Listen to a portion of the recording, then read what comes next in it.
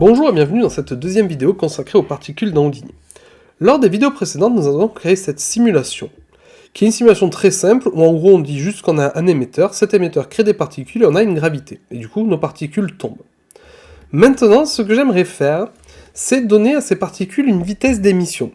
Il y a énormément de manières de faire ça, mais nous on va utiliser la première, c'est-à-dire mettre une vitesse directement dans l'émetteur. C'est-à-dire que là, vous allez récupérer lui, là, votre objet initial, c'est-à-dire l'émetteur, et on va créer un point VOP dessous.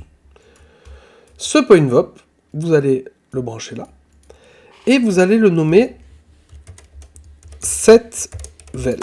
Alors il faut bien vous dire que ce n'est pas parce qu'un objet ne bouge pas, c'est-à-dire mes points ne bougent pas ou mes points juste fliquent comme ça, qu'ils ne peuvent pas avoir une vélocité par exemple qui va sur la droite ou vers le haut. On peut les charger en vélocité, un peu comme on tendrait un élastique. L'élastique va être chargé en vélocité dans un axe, et quand on lâche l'élastique part. En fait, il faut vous dire que les particules, c'est un peu ça. Votre émetteur, c'est l'élastique qui est tendu, et la particule, c'est le caillou qui va être au bout de l'élastique et qui va partir telle une fronde. Donc là, c'est un petit peu ça qu'on fait. C'est que là, par exemple, vous allez aller dans setVel, et on va utiliser un paramètre qu'on n'a jamais utilisé. Ce paramètre, c'est V. V, c'est la vélocité. Donc on va créer un attribut de vélocité à l'intérieur de nos points. Et cet attribut va être utilisé lors de l'émission de la particule pour dire, ma particule, elle est émise, elle a telle vélocité, donc elle part dans telle direction. Donc regardez, on va mettre la vélocité dans la vélocité, et vous allez créer un add, qu'on va venir brancher ici. Et vous promotez le deuxième paramètre, donc toujours clic molette, promote parameter. Vous sélectionnez le promote parameter, et là vous pouvez le renommer add to vel. Et le name aussi, vous pouvez renommer add to vel.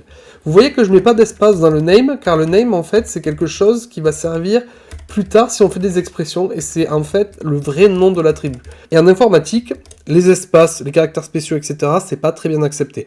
Donc il faut toujours écrire ici juste avec des caractères. Vous pouvez mettre des majuscules, des minuscules, mais ça va s'arrêter là. Alors que dans le label, comme c'est juste de l'interface utilisateur, vous pouvez mettre absolument ce que vous voulez. Donc là, j'ai add to vel. Vous voyez que le problème, c'est que j'ai que une valeur. Donc je peux ajouter qu'une valeur dans la vel. Cette valeur va donc s'afficher dans x, y, z. Donc je rentre à l'intérieur et je vais régler ce problème-là en changeant le type. Le type, je veux qu'il soit en mode vecteur. C'était en cliquant là-dessus, type vecteur. Je remonte. Et donc du coup, maintenant, si je retourne dans sphère, j'ai bien mes trois vecteurs. Donc je pourrais dire, je veux que ça aille, mettons, sur x et sur Y plutôt, et sur Z. Et là, maintenant, regardez, si je prends ma simulation, voilà, j'ai créé un peu de vélocité. Je peux augmenter la vélocité sur sur Y, je peux augmenter la vélocité sur Y, comme ça, et je peux surtout augmenter aussi la vélocité sur Z, pour créer vraiment un jet d'eau, comme ça. Donc là, on a créé un tout premier système de particules. Le truc, c'est que vous voyez que pour l'instant, par exemple, mes particules partent de manière extrêmement linéaire.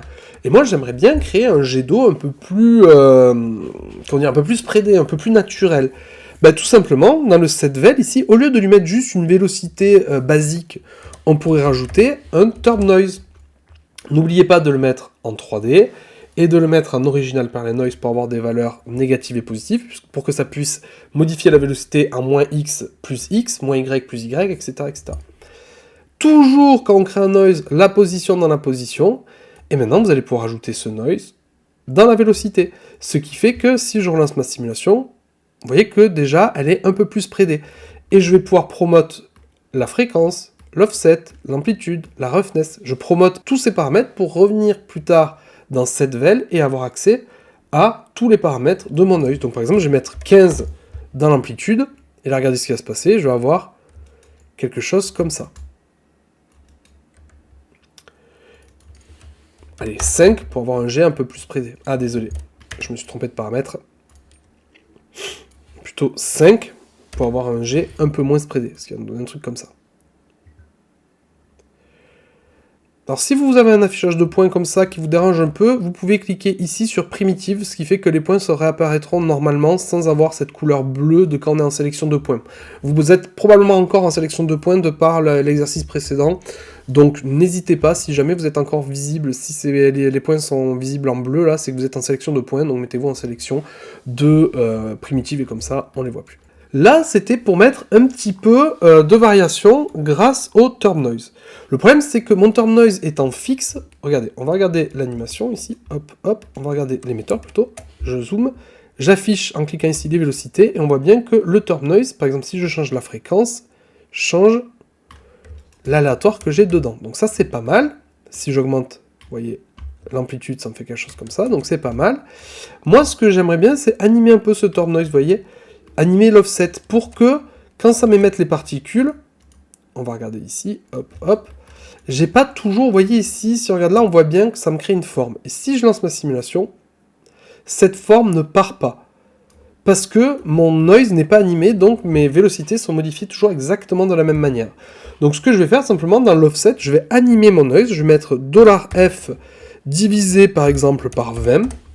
Je regarde déjà mon émetteur, je vais regarder mon émetteur ce que ça donne avec juste les vélocités. Donc espace G pour centraliser sur votre objet. Hein.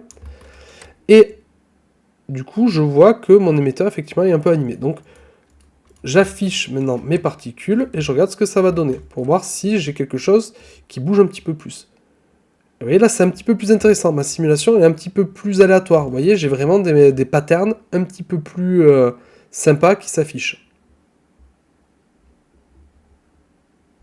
Vous voyez, j'ai plus ce côté extrêmement régulier que j'avais avant.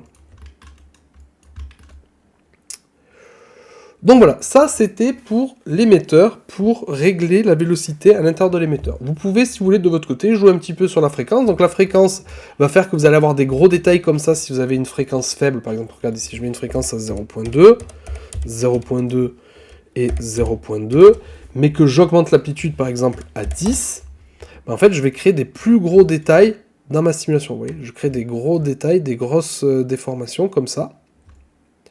Alors que si j'ai une fréquence, par exemple, à 3, 3, 3, mais que je viens mettre une amplitude plus faible, mais en fait, ça va me faire des plus petits détails, mais ça va partir dans toutes les directions. C'est-à-dire que ça va noyer, ça va faire des plus petits détails, mais qui partent dans toutes les directions, donc en fait, ça va me créer une sorte de gros tube.